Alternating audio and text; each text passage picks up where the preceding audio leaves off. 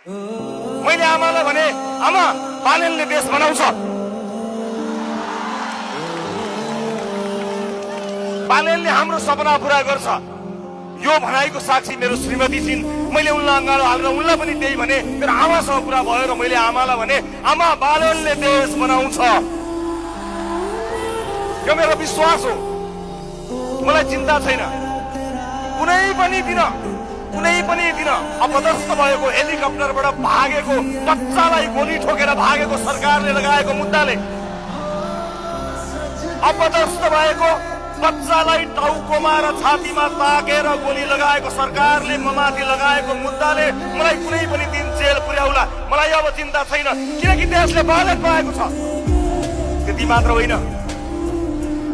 होइन, बच्चालाई छाती र टाउकोमा गोली हानेको सरकारले मलाई गरेको अन्यायको कुनै हिसाब छैन। देशलाई र मधेसलाई गरेको हिसाब, त्यो अन्यायको हिसाब अब चाहिँ लिने हो। अब त्यो हिसाब हामी लिनेछौँ। मलाई कुनै परवाह छैन। मलाई विश्वास छ यतिका मूर्धन्य नेताहरू यहाँ उभिनु भएको छ।